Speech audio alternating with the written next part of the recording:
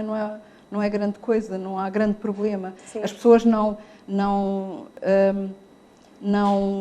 tentam, quando as coisas correm mal, é mais rápido desistir, ou é mais rápido, ou é mais confortável, eu acho que o coping destas pessoas não aprenderam muito a resiliência, portanto é tudo muito mais imediato, e se não funciona, ok, vamos tentar de outra maneira.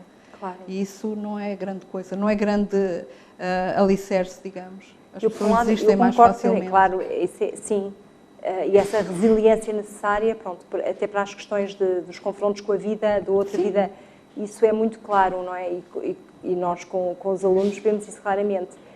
Por outro lado, eu vejo também que há muito mais cuidados em se envolver em compromissos afetivos sérios. E parece-me que há alguma coisa há mais medo, mais receio, mais cautela, mas que também poderá haver algum bem. Vamos com cuidado, vamos ver, não é? Não é assim tudo tão rápido. Eu acho que esta geração tem muito, como todas as gerações, terá muito para nos ensinar e vai fazer caminhos que serão muito interessantes e que vai descobrir novas formas de ultrapassar estas questões. Ok. Agora teremos que passar mesmo para a música, Madalena. As suas escolhas são muito interessantes.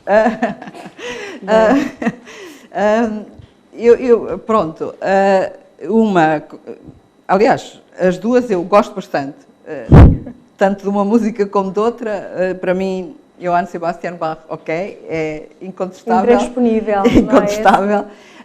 Portanto, a Madalena escolheu Jesus bleibt meine Freude, que é uma obra, como todas as dele, são de facto muito fantásticas. Esta, ainda por cima, ouve-se muito bem, portanto é uma cantata, ouve-se muito bem. E porquê esta escolha? Ser possível caminhar um metro acima da terra, mas no melhor sentido da palavra, não é? Tocar o céu bastante na terra. Sim. E esta música associa e traz-me a isto. Portanto, faz despontar em mim, assim, a melhor esperança e o melhor estado de espírito possível. Por isso é que eu a escolho, assim, logo de uma maneira, logo é a primeira escolha. Se me pedirem uma música...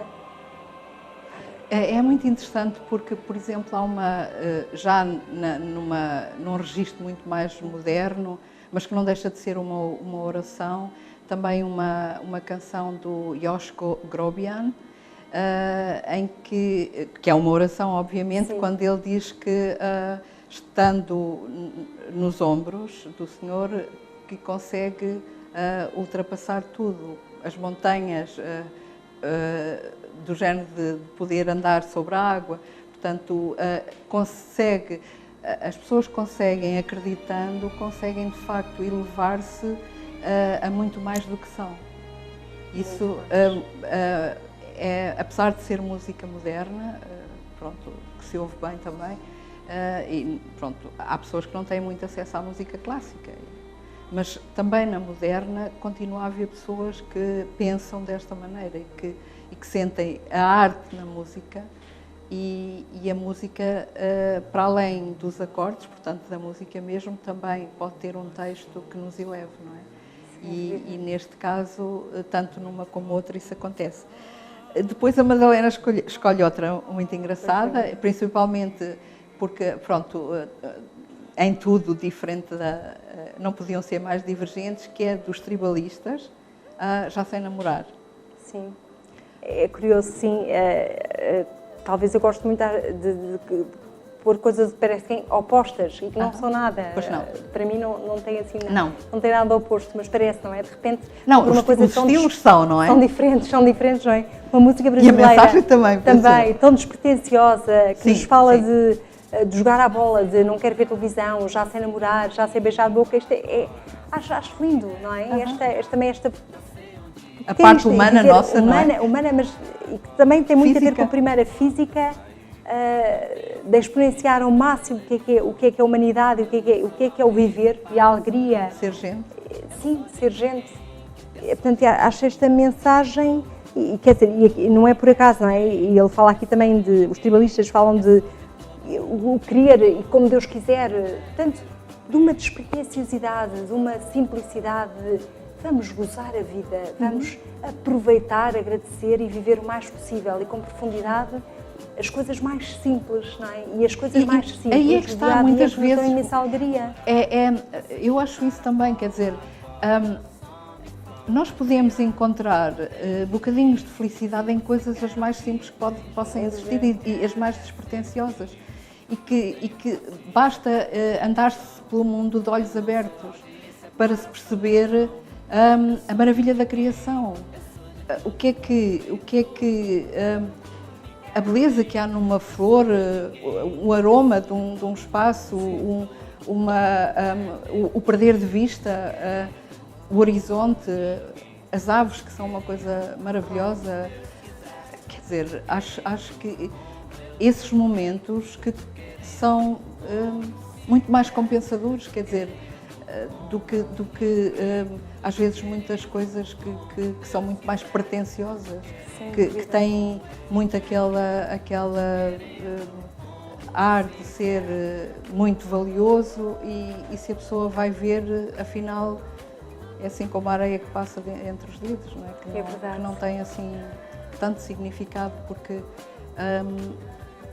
não chega ao nosso interior, não chega a nós. Quando, como dizia a Elisa, quando a pessoa se deixa encher por Deus pela imensidão, num pequeno coração cabe a imensidão e a eternidade. Exatamente. Portanto, eu faço esta ligação, e esta cantata de Bach, não é, que nos fala, parece que do mundo, de uma eternidade, de um imenso, nesta também diz, eu sou de todo mundo, não sou de ninguém, e todo mundo é meu também, quer dizer, estamos aqui, somos muito mais do que cada indivíduo, não é? Podemos ser imensos, e tanto numa música como noutra, não é? Escritas com 3 séculos e meio de distância, não, 4 séculos, estamos a falar desta profundidade do ser, que de repente, um ser tão simples e que toca a terra e que sente uma felicidade imensa com isto, porque tocou e sentiu a terra, e sentiu ou cheirou o ar, ou sentiu a chuva, um pingo cair na cara, pode estar imerso na maior felicidade, não é? Olhar para o mar, aquela vastidão que nós pensamos não conseguir abranger, mas que depois se torna tão próxima, tão nossa. Exatamente. Não é? Parece que isto é quase um paradoxo, mas é verdade. O todo e o pequenino e o indivíduo e o nada podem convergir, não é? Não é? Aqui é um mistério enorme. Como é que estas duas coisas podem... E a pessoa sente que esta questão está numa dimensão e depois noutra. E esse tão pequenino, e nesse tão pequenino da pessoa, quando se faz tão pequenina, pode sentir essa imensidão que dá uma alegria. Sim, é exatamente essa dimensão. Quer dizer, o grandioso pode estar nas coisas mais simples e mais singelas. Basta ter olhos e coração, acho eu também. E deixar-se tocar e deixar respirar esse ar de beleza que está sempre por aí. Basta nós deixarmos que nos toque e sentir se encontrar e se deixar, isso, sem dúvida. E nesse caso, Jesus bleibt meine Freude, o que significa Jesus continua a ser a minha alegria. Ok. Tem mais alguma sugestão de música? Sugestões alguma de música... que também já tenha... agora é que são tantas, por exemplo, que está ligado também já à questão que nós vamos falar, penso eu, a seguir, o Ludovico Einaudi tem tantas coisas, quer dizer, a obra dele é maravilhosa. É. E até foi a Elisa que ainda há pouco tempo estávamos a conversar sobre este programa e o que é que fazia aqui, recordou-me e eu realmente recordei, quer dizer, porque também este compositor é para várias ocasiões. É uma música também que nos eleva, sem dúvida alguma. E poderíamos, sei lá... Foi logo a coisa que na sua escolha de filme Porque normalmente eu quando vou ver um filme vejo o conjunto, quer dizer, para mim não é só o enredo, não é só o que se desenvolve no filme, não é só eventualmente até tudo o que... tem a parte cénica e tudo isso, a música é a minha primeira via, ok? Outros vão por outros mais fortes e mais sim, é o mais direto, Não conseguia viver sem música, não conseguia. E foi essa, logo no filme, a minha primeira, ok, isto é o Einaudi, eu adoro o Einaudi, não é? E a música é dele, de facto. E ainda bem que a Madalena reviveu um bocadinho do Einaudi.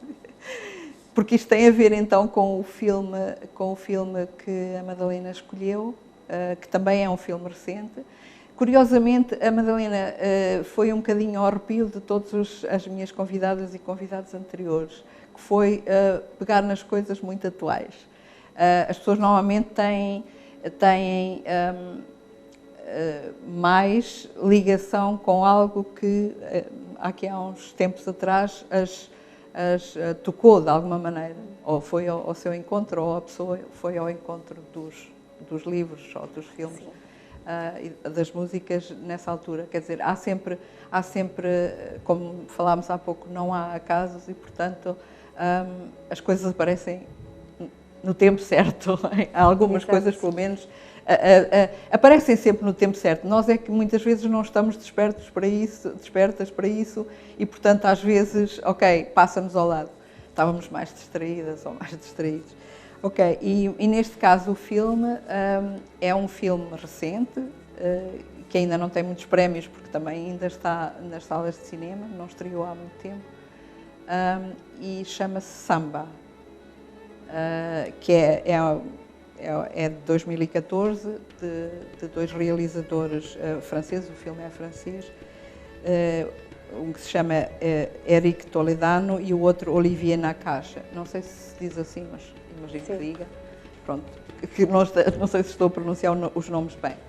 Pronto, é um filme muito, muito interessante e a Madalena soube do filme. Eu vi o filme porque a Madalena me falou nele e por acaso ainda estava em cartaz e eu fui ver com todo o interesse, porque ainda não dá para comprar, ainda está no circuito comercial, só depois é que se pode comprar. Ok, alors je t'explique, en gros ici on a 48 heures pour aider les types à sortir, parfois moins, donc faut se manier. Bonjour, c'est quoi votre nom? Samba Cissé. Vas-y, note, Alice. Faut garder la distance, parce qu'après ça peut vraiment faire mal s'ils sont renvoyés.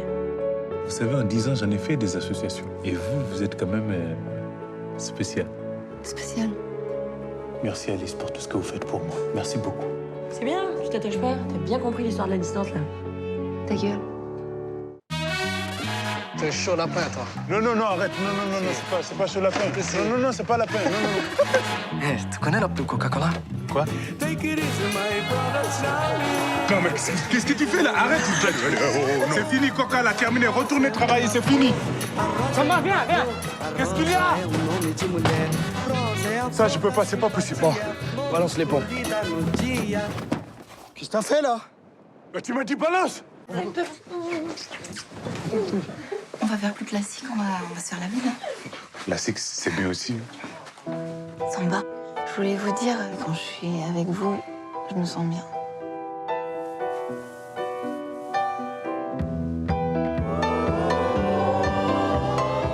Pas te compliquer la vie avec une fille maintenant. Tu vas t'attirer encore des ennuis. Qu'est-ce que tu peux donner à une femme, toi? Il n'y a pas un jour où tu penses que je peux décider ce qui va m'arriver? Qu'est-ce que tu en sais, toi, de ce qui est bon pour moi? Si j'ai envie d'y croire, moi. Bah, ils vous ont pas arrangé, hein. La bouche, c'est bon. C'est plus au front, la blessure. Ah oui, pardon. Como é que soube do filme? O que é que ele levou a vê-lo? Eu acho que aquilo que me falou a ver, normalmente até estes inquéritos, porque é que eu fui ao cinema naquela semana, porque foi na semana que me falou comigo e eu disse logo que o livro estava a ler, o filme que tinha de ver, etc. Aquilo que estava tão presente. E provavelmente aquilo que é estranho, que me levou a ver o filme, foi uma intuição. Curiosamente. Maravilha! É uma intuição, porque é que ninguém falou muito do filme à minha volta. Pois não. Ninguém referiu o filme. Embora seja interpretado, e desculpe, pelo Osmar Sai, que foi aquele que fez Os Amigos Improváveis, exatamente, que teve um êxito enorme. Exatamente. Pronto, porque contracenava também com a pessoa que contracenava e, portanto, já por aí ia, não é? Mas que teve um êxito fantástico e que estão a repor e não sei o quê. Mas realmente este passou um bocadinho despercebido. E então dizer porque é que é esta intuição, quer dizer, não intuição que não nasce assim de geração espontânea, é porque estamos a falar tanto na questão de Lampedusa, porque estamos a falar, isto para mim é uma questão que também está no meu coração, sempre presente, e porque estou ligada a algumas pessoas também da nossa África, peço desculpa ao termo, não é? Ligada a Portugal, e tenho acompanhado, é um fenómeno que eu acompanho já há muitos anos. E, portanto, quando me falam deste filme, eu senti automaticamente eu tenho que ir ver. Não é? E fui logo, passado 1 ou 2 dias de me falarem dele, fui ver. Porque, obviamente, porque é um tema que nós temos debatido e, curiosamente, é uma questão que confesso que me bate no coração. Eu, sem dúvida, não sei como é que vamos solucionar, mas arranjaríamos soluções. Eu deixava entrar os imigrantes na Europa. Isto, para mim, é uma questão que me está sempre aqui, assim, à boca, assim, à flor da boca e acho que é necessário. E tenho que dizer uma coisa que é, há cerca de 2, 3 semanas, ou talvez um bocadinho mais, num jantar de conferência com o cardeal Dom Manuel Lisboa, e eu perguntei-lhe diretamente o que é que nós poderíamos fazer a estes imigrantes, todos queriam entrar. E ele disse diretamente, sim, é abrir as portas. Estávamos a falar destas questões todas, não é? E eu fiquei tão contente e por alguém, não é, que dentro da igreja dizer de uma maneira tão convicta, sim, é deixar entrar. Temos que resolver o problema, sem dúvida, as questões. Mas o maior problema é não deixarmos entrar estas pessoas que apenas querem ter uma oportunidade de uma vida melhor. Coisa que já o fizemos de séculos e séculos, nós próprios europeus saímos à procura de melhores oportunidades. E então, e agora, como é que fechamos? Não é? E isto é uma questão que confesso que me toca, o coração de uma maneira muito, muito forte. E pronto, este filme, de uma forma muito despretensiosa novamente, de uma forma muito leve, trata o tema, não é? Sem agredir ninguém, e é assim muito, muito simpático, porque há aqui assim, também um romantismo à mistura. Sim, e depois e um humor enorme, e realmente umas situações engraçadíssimas, uns desencontros, e embora o tema seja de facto... não é tratado... A imigração clandestina, que é uma coisa terrível, coisas, mas não é tratado com muita, portanto, tocando muito naquela piedade. Piedade para mim é diferente de compaixão. Piedade é um bocado mais negativo, um bocadão mais negativo. Portanto, com aquele humor próprio das situações, que não deixam de ter humor, a diversidade de línguas, a dificuldade da comunicação, que traz situações engraçadíssimas. É uma coisa deliciosa. Engraçadíssimas. É deliciosa, mas de uma profundidade enorme. Imensa. Enorme. E também ele não deixa de ter, embora utilizando esse humor, as situações são gravíssimas e são muito dolorosas para todos os intervenientes. Exato. Que ele chega a uma certa altura, ele já mudou tantas vezes de nome, que chega a uma certa altura que já nem sabe quem é.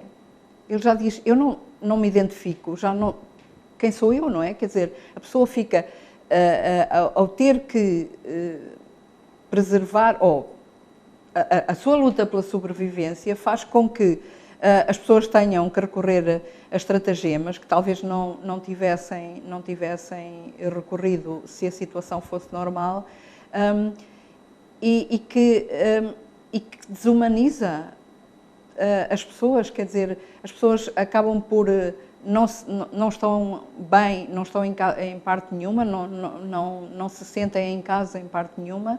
Isto é uma situação muito dramática. Muito. Mas os realizadores põem sempre realmente essa parte que é tão interessante, mostrar também a parte humorística da vida, a parte... e os alemães têm uma expressão que eu gosto muito, que é humor é quando, apesar de tudo, nos rimos. Apesar de todas aquelas desgraças, há situações hilariantes. Como, por exemplo, desse que se fazia passar por brasileiro. E depois a pergunta do Samba Cissé, quando lhe diz, para ti a capital do Brasil é qual? E ele diz, Algiers. É uma coisa Uma enorme, delícia, é delicioso, enorme. delicioso. Ou quando eles andam, ele tem vertigens, não é? E anda lá por cima. Eles têm que fugir à polícia por cima dos telhados e não sei quê, e eles descalçaram os sapatos porque aquilo escorregava muito, umas botas e outros sapatos, e ele diz, atira os sapatos, e ele atira os sapatos para o chão, para baixo, para a rua. E ele disse, então onde é que estão agora os sapatos? Como é que nós vamos sair daqui? E ele diz, tu disseste atira os sapatos. Eu disse, atira-me os sapatos. Não disse para atirar os sapatos. Sim, exatamente, é uma delícia. Assim, coisas muito interessantes que, quer dizer, que não, e aquela festa última em que depois eles fazem brindes, que é uma coisa dramática, apesar de tudo, ali vê-se numa atmosfera assim muito descontraída e muito informal e assim já sem todos esses preconceitos das origens e tudo isso, quando eles fazem os brindes e as pessoas começam a ver, afinal, quais são os desejos de cada um, qual é aquilo que os move, a que é que brindam. Enquanto que a Manu brindava a poder fazer o exame e não sei o quê, o tio do Samba brindava a poder voltar para a África, àquela casa que eles sonharam ter, onde havia uns insetos que se chamam efêmeros, que aparecem com a chuva e que picam e tal, mas é um sinal daquela estação do ano. Naquela festa, estávamos a falar nas dificuldades até de comunicação que causa as culturas e as diversas línguas, e há situações engraçadíssimas, como é o caso de um senhor estar a falar que os papéis vermelhos tinham acabado. Já não há. E ele dizia, e ela, mas já não há o quê? Mas aqui o senhor só tem um endereço e tal. Não, eu cheguei lá e falei e não sei o quê, e papéis vermelhos já não há. E então ela pede, alguém sabe russo?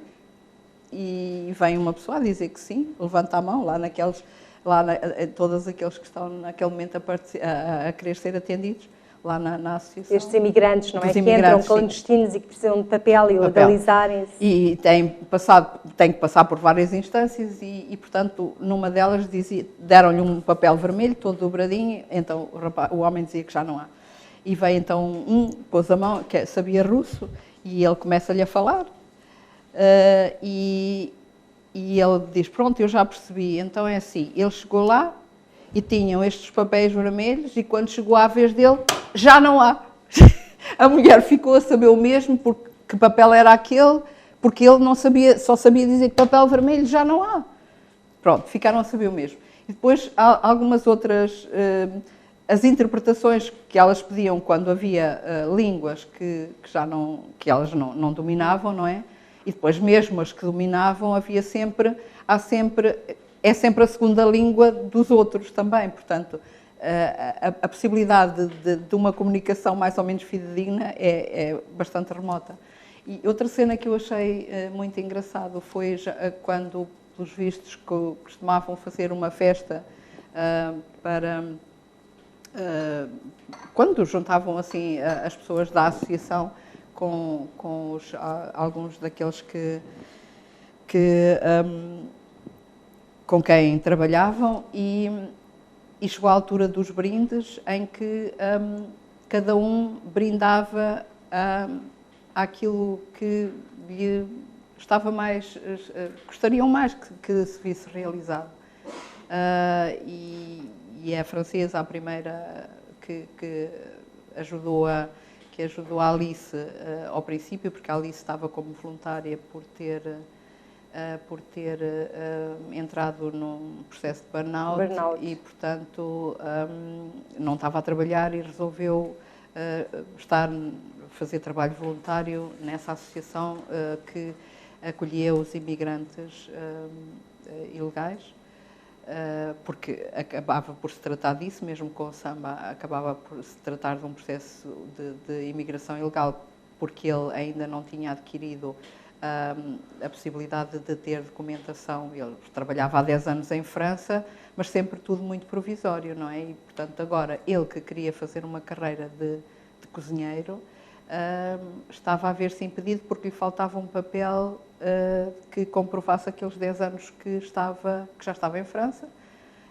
E depois, como não tinha, como elas diziam, não tinha filhos, não tinha mulher, não sei o quê, portanto só vivia com um tio, era muito difícil chegarem a tribunal para ele poder legalizar essa situação.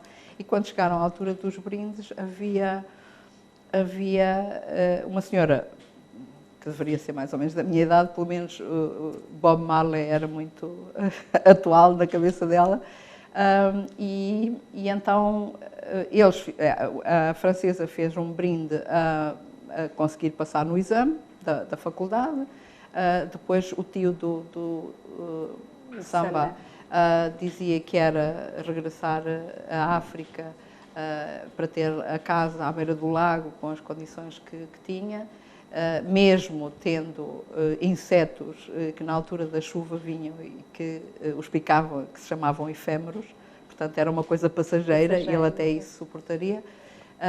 E depois vem uma senhora muito engraçada, que devia ser uma avózinha muito querida, que estava sempre também um bocadinho noutro planeta. Exato. E então essa outra, que era assim mais roqueira, perguntou de quem é que era uma frase que era I want to wait for you, for your love, e ela perguntou de quem é esta frase, e a senhora, essa tal mais velha, disse o nome de um primo, e ela, não, quem é esse? É o meu primo. Exatamente. E depois eles disseram, pronto, não, é de Bob Marley. E depois dançaram, etc. Com o brasileiro, que não era brasileiro, portanto era argelino, mas que se fazia passar por brasileiro porque era uma maneira de passar melhor, porque os brasileiros, pelos vistos, são mais bem aceitos do que... Em termos profissionais, em termos também amorosos, relação amorosa. Sim, exatamente, porque eles são todos muito, muito simpáticos e não sei o quê. E o rapaz tinha todo o ar disso, quer dizer, mais apesar brasileiro, de tudo, era engraçado. E desempenhava muito bem o papel. E o que é curioso também nisto é que, apesar de tudo, a relação entre os imigrantes acaba por haver uma ligação entre eles. Muita cumplicidade, não é? Sim, muita cumplicidade e também muita entreajuda. Achei isso fantástico, aquele espírito de... Não é cada um a ver como se safa melhor, é realmente tentarem ajudarem-se uns aos outros, que eu achei ótimo. Então, ali, no meio deste cenário todo também ao mesmo tempo tão humorístico, mas um sentido de humor muito profundo, que diz muitas coisas assim muito profundas. E realmente há uma série de valores que passam, nomeadamente quando as pessoas em grupo, mesmo diferentes, se ajudam, muitas das vezes conseguem ter situações de vou ficar neste país ou até situações de vou sobreviver porque alguém me agarrou a mão e não me deixou cair. Ali há algumas situações destas, não é? Radicais, entre a vida e a morte. E depois há uma outra coisa que está subjacente naquilo que está a descrever nessa festa e em todo o filme, que eu acho que é tão profunda e tão bonita, que é todas as culturas têm que aprender umas com as outras. Exatamente. Todos nós nos podemos salvar, dar a mão. Nomeadamente, o principal, o samba, não é? Que precisa da ajuda da principal protagonista do filme para conseguir ficar em França, mas ao mesmo tempo é ele que lhe transmite um amor, um afeto, uma segurança humana que ela, na sociedade francesa, onde está integrada, especificamente no mundo laboral, não encontra. Portanto, ela só está ali porque tem um burnout. Isto são as loucuras, poderíamos dizer assim, da nossa cultura, não é? Provavelmente isto, e daquilo que eu conheço das culturas, das que conheço africanas, e ele diz sempre para um senegalês, um burnout é uma coisa que não faz parte do dia-a-dia das pessoas. E aqui faz. Eu ontem estava com um colega, um professor fantástico na minha área do marketing, que estava a dizer, há 5 anos atrás eu tive um burnout para estudar este modelo académico, não é? Portanto, isto são aquilo que parece completamente irrazoável, fruto da nossa cultura. E, no entanto, podemos aprender tanto com outras culturas. Portanto, há trocas fundamentais. E temos que aceitar que realmente temos que aprender uns com os outros. E acho isso, então, de uma delicadeza, de uma ternura, que é este senegalês vai dar um sentido de vida, um afeto que esta francesa não encontra no meio dos seus pares, especificamente no mundo do trabalho. Que é de uma violência enorme. Porque a Madalena sabe melhor do que qualquer pessoa, que é a questão do reconhecimento. As pessoas muitas vezes, não é tanto até pelo que ganham, é por ser reconhecidas. Exato. Isso é que faz de um posto de trabalho, é isso que faz a diferença. Não é a questão do cash, é a questão da pessoa participar, da pessoa fazer parte. Participar é fazer parte, tomar parte. E isso é muito mais valorizado pelas pessoas, portanto, pessoalmente, do que propriamente o muito que possa ganhar e acontecer-lhe a mesma coisa, trabalhar 12 horas por dia, como ela diz, não ter amigos, não ter vida. Inclusivamente, ela diz, eu vivia no vácuo. Portanto, ela vivia para o trabalho sendo quase uma escrava, não sentir reconhecimento do trabalho que fazia. O que também acho muito curioso é que, como uma mulher destas, com um burnout, vai ser voluntária neste tipo de situações. É uma maravilha. Que também são um limite, porque como ela, apesar da outra lhe ter dito, olha que tu afasta-te, protege-te, tu mantém as distâncias e não sei o quê, o Samba chega lá para ser atendido, ela começa logo a tirar os comprimidos todos da carteira, põe logo aquilo em cima da mesa. Expõe-se logo. Olha que não lhe diz o número de telemóvel, senão eles às 3 da manhã aparecem-te lá e não sei o quê. E ela pede, ele quando vê aqueles comprimidos todos, pergunta-lhe para que é.